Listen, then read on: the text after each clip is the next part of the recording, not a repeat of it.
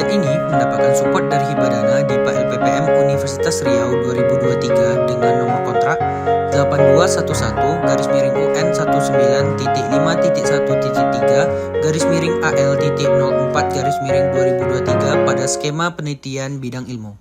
Assalamualaikum warahmatullahi wabarakatuh.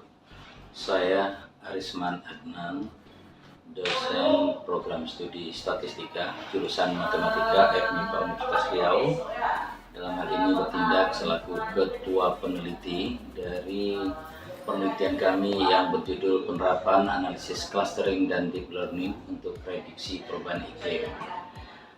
Penelitian kami ini merupakan lanjutan dari penelitian kami di tahun sebelumnya, yaitu tentang algoritma supervised dan unsupervised learning untuk pemetaan perubahan iklim dunia.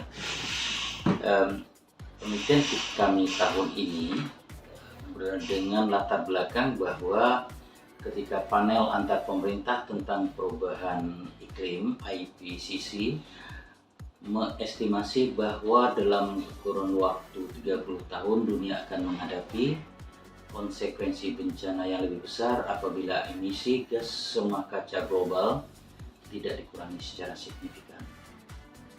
Total emisi gas rumah kaca bersih antropogenik terus meningkat selama periode 2010 sampai 2019. Demikian pula emisi CO2 bersih kumulatif sejak 1850.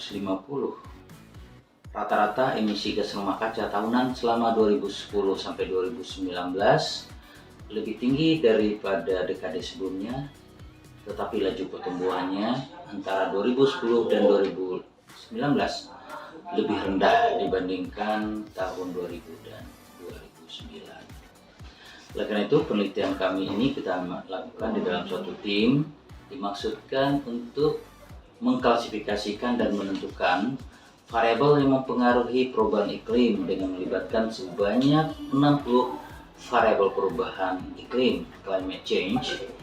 Perubahan iklim yang kami maksudkan adalah perubahan iklim dunia selama 30 tahun terakhir.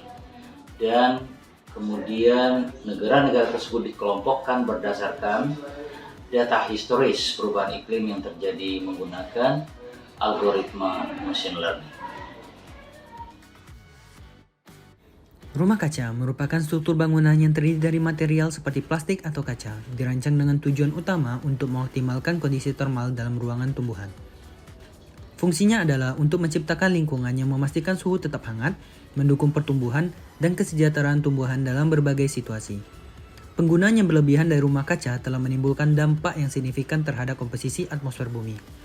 Ketidakseimbangan lapisan atmosfer disebabkan oleh akumulasi rumah kaca, menghasilkan peningkatan kadar gas karbon dioksida.